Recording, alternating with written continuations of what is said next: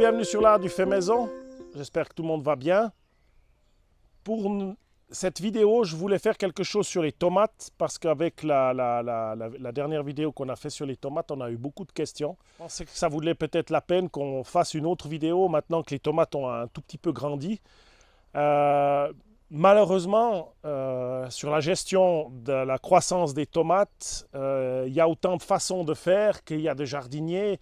Je ne peux pas vous donner la science parfaite sur la gestion de comment il faut faire pour gérer ces tomatiers. Je peux juste peut-être expliquer certaines choses, pourquoi moi je fais certaines choses et comment aussi je vais gérer la différence entre le climat que nous avions avant, qui était plutôt un climat froid et plus ou moins humide, avec un climat ici qui est plus chaud, avec un soleil qui va être nettement plus fort. L'idée, c'est de vous permettre de réfléchir un petit peu à la manière dont vous avez envie de gérer après vos propres plants de tomates. Lorsqu'on plante les plants de tomates, généralement, on a une place limitée. On n'a pas tous la chance d'avoir beaucoup de place pour les mettre. Moi, j'évite, disons, de trop les serrer pour des questions qu'ils aient la possibilité de se développer au maximum. Ce n'est pas nécessairement pour une question de maladie. Ça peut et bien évidemment empêcher que si ce plant de tomate devient malade, que celui-ci l'attrape tout de suite. Parce que j'essaye d'intercaler avec d'autres choses. Comme là, j'ai du soja pour faire de l'edamame. Là, j'ai des tomates. Après, j'ai des carottes. Bon, de ce côté, j'ai des poivrons. Mais après, j'ai du fenouil. Bien évidemment, j'essaye de varier les planches de culture, mais ce n'est pas toujours possible. Alors, si ce n'est pas possible, ma foi, plantez les plants de tomates là où vous avez une place dédiée à cet effet.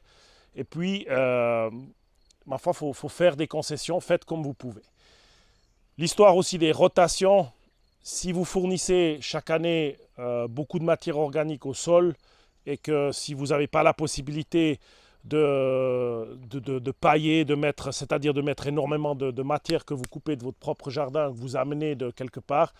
Mettez simplement une bonne pelle de compost sur chaque plant de tomates et ça vous évitera de faire des rotations, dire voilà, cette année il faut que je les plante là-bas, cette année ici. Si vous apportez beaucoup de matière au sol, c'est pas bien grave, vous pourrez remettre plus ou moins, parce qu'on ne va jamais être exactement au même endroit, les plants de tomates là où vous les aviez l'année passée.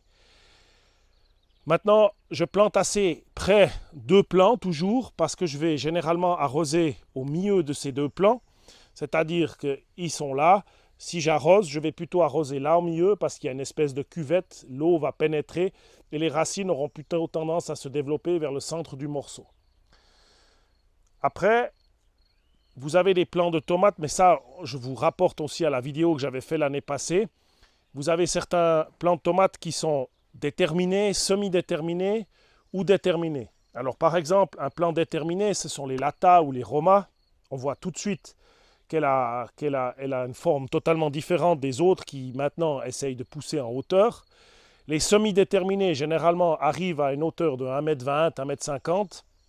Et puis, les non déterminés, comme la beefsteak que j'adore, je vous montrerai après les plants, ce seront plutôt des plants qui vont monter à 2 mètres, 3 mètres, ils vont aller tant qu'ils peuvent, tant qu'ils auront du soleil et de la nourriture.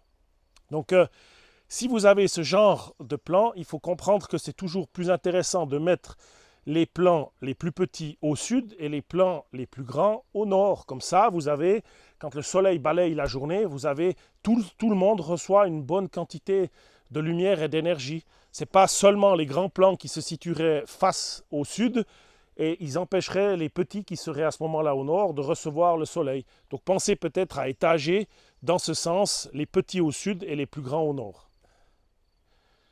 Nous aimons beaucoup la tomate Roma pour faire des conserves.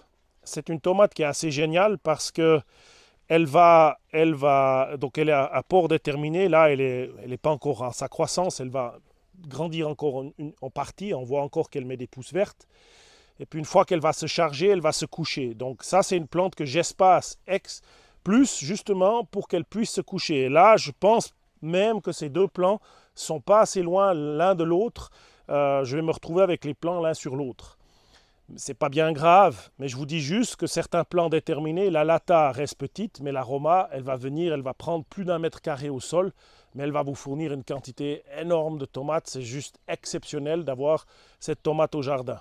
Est-ce que chaque variété de tomates va se comporter différemment? Maintenant, on va parler plutôt des plants qui sont semi-déterminés ou non déterminés, ça veut dire ceux qui grandissent. Comment est-ce que moi je vais gérer les choses? En règle générale, jusqu'à 1 mètre, je vais enlever les gourmands ou les rejets qui viennent en dessous. Pourquoi je vais faire ça?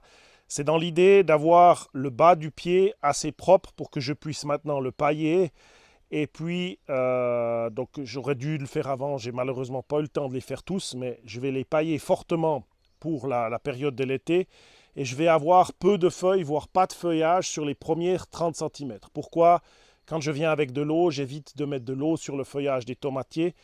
C'est quand même quelque chose qui est agréable, puisqu'on sait qu'ils n'aiment pas avoir de l'eau sur les feuilles. Il faut éviter donc cette humidité qu'on va mettre lorsqu'on arrose. Ce n'est pas toujours qu'on veut le faire, mais il suffit, il y a les gouttes qui tombent, il y a quelque chose. Ce n'est pas qu'on va mouiller ça volontairement, mais ça se fait. Il y a un risque que ça se fasse. Après, il y a aussi des plants de tomates qui espacent plus les nœuds entre les feuilles, les fruits, les feuilles. C'est naturellement la variété. On voit déjà entre celui que j'ai là et celui qui est juste à côté, je n'ai pourtant pas coupé de feuillage, mais ils sont plus espacés les uns des autres parce que c'est une variété qui est différente. On ne peut pas faire grand-chose, c'est comme ça que ça se comporte et c'est ainsi. Alors, une fois que le plant de tomate arrive à cette hauteur, c'est déjà une hauteur agréable pour moi de travailler. Je vais gérer généralement si la tomate est belle, si le plant de tomate est beau, je vais essayer de gérer 2 ou 3 têtes. Il va falloir bien sûr que je tire plus de ficelles, mais on voit déjà que je laisse aller 2 belles.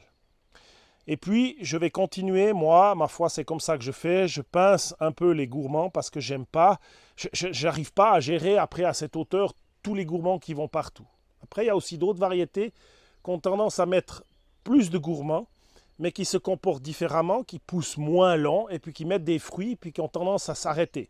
Par exemple, la Black Dragon fait quelque chose comme ça. Donc ça m'arrive aussi de temps en temps d'avoir en haut des plants de tomates qui commencent à devenir en touffe et puis qui restent bien stables en haut. Donc il faut aussi observer vos variétés et voir comment elles poussent. Pas toutes, elles font toutes un peu différemment. Il y en a qui font aussi des espèces de buissons. Vous avez un petit peu différentes manières de conduire un plant de tomate en fonction de la variété que vous faites pousser. On a eu passablement de remarques, enfin de questions, de remarques absolument pas négatives sur le fait que les tomates ont tendance à cuire sur les pieds. Alors, si vous avez ce problème d'avoir un soleil qui est battant, si vous ne pouvez pas faire d'ombrage, ce qu'on va devoir faire sur cette serre cet été, une des meilleures possibilités de protéger vos fruits, c'est d'avoir des variétés avec un feuillage plus dense. Si vous avez un feuillage plus dense, les fruits vont se situer sous les feuilles et vous aurez moins de risque d'avoir une brûlure des fruits. Si vous avez un feuillage tel la Lata ou la Glacier, qui sont des variétés précoces, qui sont d'ailleurs les premières sont déjà presque mortes, en train de mourir, vous avez un risque pratiquement de 100% qu'elles vont mourir l'été, les tomates vont brûler au soleil si elles sont trop exposées à la chaleur. Donc c'est vraiment pas pour rien que j'appelle ça des tomates précoces. Il faut qu'avant le mois de juillet, pour la plupart des régions, elles soient loin. Si vous êtes tout au nord, au contraire, ça sera celle que vous aurez en majorité parce que vous aurez besoin d'avoir une tomate qui va mûrir avec le moins possible de soleil, enfin ce que vous avez à disposition comme soleil. Mais là, par exemple, au centre du Portugal ou bien toute la partie moitié sud de la France, je vous vois mal avoir en été des glaciers et des latas. Ça va être compliqué, il faut les mettre en tout cas à semi-ombre parce que les feuilles, il y a peu de feuillage et les tomates sont toutes exposées au soleil, elles vont griller. Ça, c'est une chose. Deuxième chose, c'est que dans un endroit sec, si vous avez un feuillage dense, ça ne va pas vous poser trop de problèmes parce que vous n'aurez pas le risque d'avoir ce fameux mildiou ou moins de risque d'avoir ce fameux mildiou. Si vous êtes dans une région où chaque année vous attrapez le mildiou, si vous voulez faire une aération plus importante des plants de tomates, alors une variété avec moins de feuillage sera plus aérée qu'une variété qui pousse complètement densément, comme après je vous en montrerai 2 ou 3, ou l'aroma qui va être très sensible, qui va être assez sensible au mildiou. Lorsqu'il arrive, elle va être attaquée, puisque là, je ne coupe jamais rien. je laisse tout aller en buisson et donc celle-ci, s'il y a tout d'un coup une humidité excessive et des conditions réunies pour avoir le mildiou, c'est boum, c'est patatras, elle le chope, ça c'est clair à chaque fois. Voilà par exemple une variété, ça c'est la beefsteak, alors ça c'est des monstres, ça donne des tomates, là celle-là je vais la gérer sur 3 têtes, pas que je voulais, c'est que j'ai loupé ce rejet-là. Et on voit tout de suite la grosseur de ces tomates, c'est quelque chose d'impressionnant. Autant la plante est grande, autant les tomates sont grandes et bonnes. Ça, c'est vraiment une variété que je vous recommande. Elle est très tardive et elle aime le chaud. Mais, enfin non, elle n'est pas très tardive, elle est tardive. Mais c'est quelque chose, c'est un plant d'une exceptionnelle vigueur. Et gustativement, c'est une des meilleures tomates que l'on mange. Elle a le grand avantage pour ici d'avoir un feuillage dense et des grosses feuilles. Et ça va peut-être nous permettre d'éviter qu'elle brûle. Ce que j'ai aussi peut-être dire quand je parlais du mildiou, c'est que, alors évidemment, elle sera plus sensible au mildiou vu qu'elle est toute fermée, mais encore, on peut aussi sélectionner les plants pour éviter qu'ils deviennent malades du mildiou. Il y a beaucoup de choses qu'on peut faire. Le mildiou, il a besoin d'avoir une situation où il va avoir environ 10 la nuit, pas plus de 20, 22 la journée.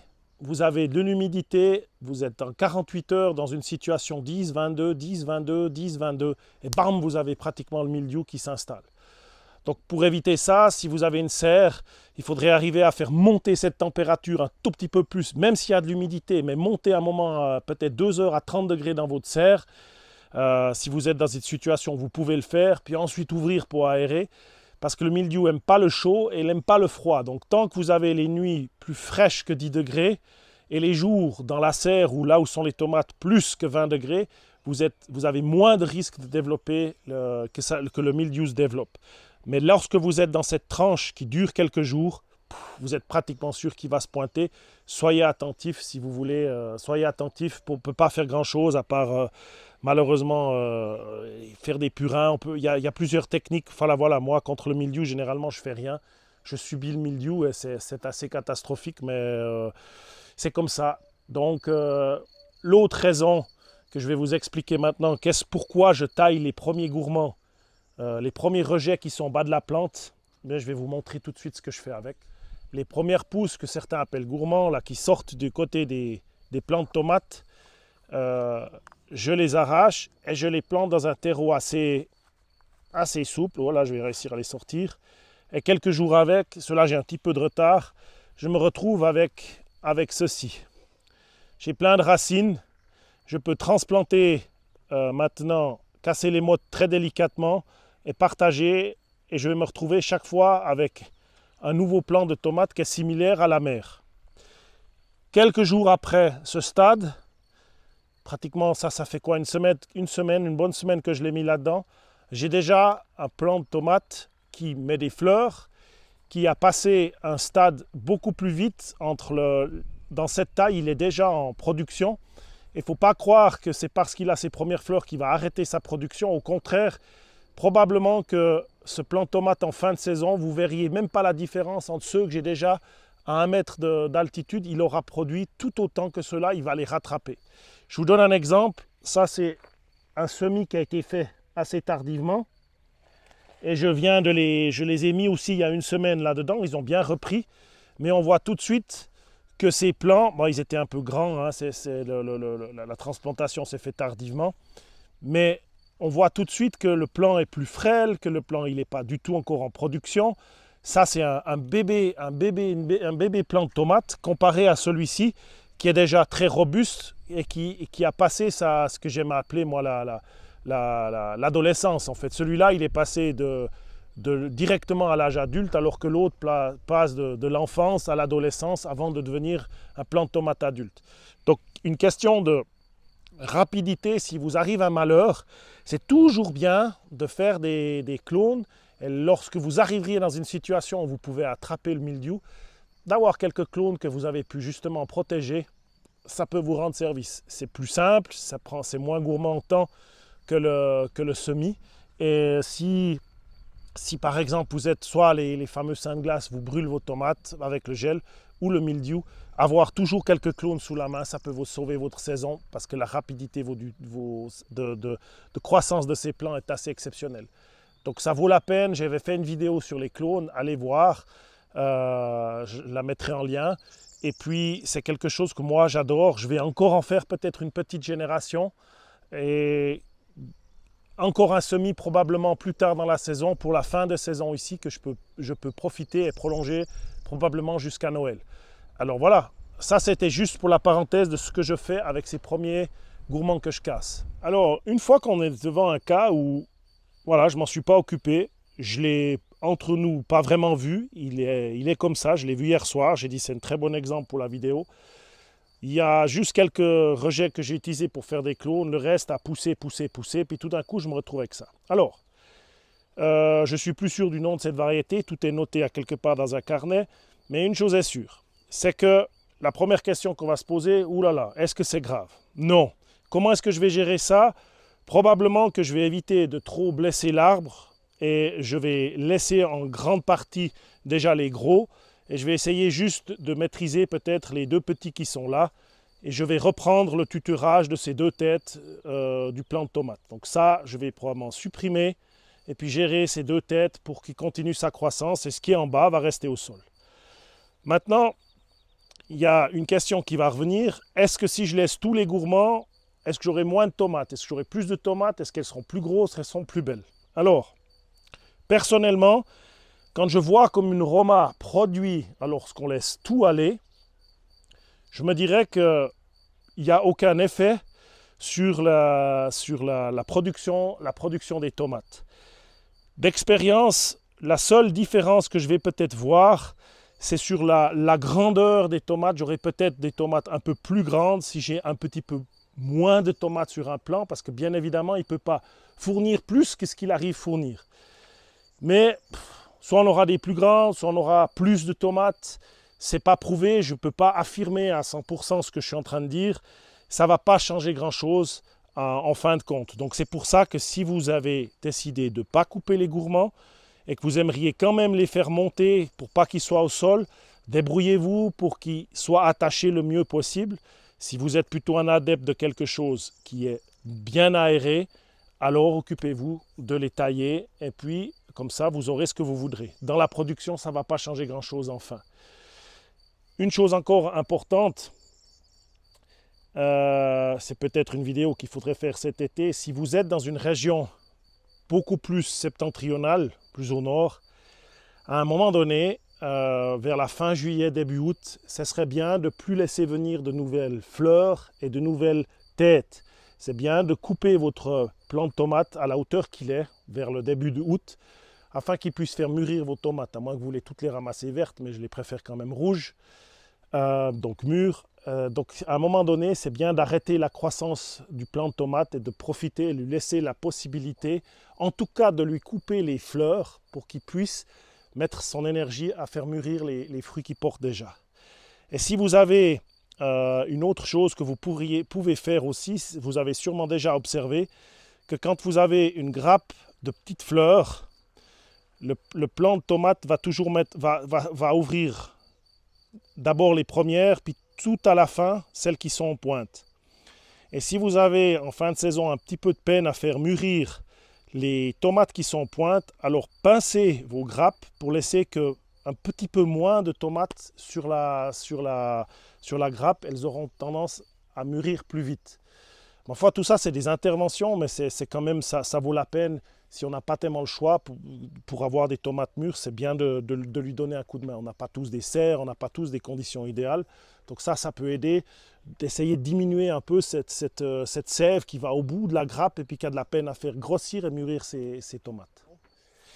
Alors encore une chose, il y a certaines variétés, j'ai appris aussi ça à mes dépens, qui ont toujours l'air malades. J'en ai deux. C'est la tomate des Andes qu'on peut obtenir chez Biogerm. Je fais aussi des semences depuis de nombreuses années. Et puis cette tomate-là qui s'appelle la Tiger Cherry, qui est une tomate qui va venir or, rouge et je sais plus, or, rouge et un peu sombre. C'est une tomate exquise, mais on voit qu'elle a un feuillage très particulier. qui a absolument toujours l'air malade. Vous arrivez le soir, maintenant de bleu, elle a soif. Maintenant de bleu, qu'est-ce qu'elle a? Elle a attrapé le mildiou, elle a attrapé je ne sais quoi. Non, elle est simplement comme ça. Elle fait la tête, elle fait la moue tous les jours de cette manière. Et la tomate des Andes, c'est encore pire parce qu'elle a un feuillage plus dense et il est tout le temps en train de faire la tête. Mais c'est normal, c'est une variété qui se comporte ainsi. Donc, avant de conclure qu'il faut arracher, c'est une catastrophe, peut-être, faites attention à ça. Ça peut vous arriver que vous êtes sur une tomate qui se comporte différemment des autres. À l'extérieur, pour les tomates qui sont là, on va faire plutôt l'expérience de tirer des ficelles sur les cadres. On va absolument rien couper. On pourra aussi voir comment ça se comporte parce que là, je n'aurai pas la même possibilité de faire de l'ombrage. Elles vont subir le cagnard cet été. Éventuellement, on pourrait envisager quelque chose. Je ne sais pas comment ça va se comporter, mais l'idée ici, c'est d'avoir un feuillage extrêmement dense pour protéger les tomates du soleil. Je viens juste vous faire un petit coucou pour la fin de cette vidéo. Super vidéo sur les tomates. Hein? Importante parce que c'est quand même la reine du jardin, la tomate. Ouais, et puis une saison sans tomate, c'est une saison sans amour. Ça, c'est sûr. Ça, c'est sûr. Ça, c'est sûr. On a l'année passée pas eu la chance d'avoir beaucoup de tomates. C'est pour ça qu'on essaie de se rattraper cette année. Alors, il y en a plein partout. Voilà. Et puis, on en mange déjà depuis... Presque 3 semaines. Hein? Ouais, 2 semaines. Ouais, 2 bonnes semaines. Ouais. 2 semaines, on mange des salades de tomates, c'est super. Les premiers poivrons, les premiers concombres qui arrivent aussi, qu'on a déjà mangé. On est content, On est content comme la saison elle est lancée. Et maintenant, il nous reste plus qu'à vous souhaiter une bonne semaine. Vous avez le temps d'aller visionner tous nos petites vidéos sur les tomates, les conserves, etc.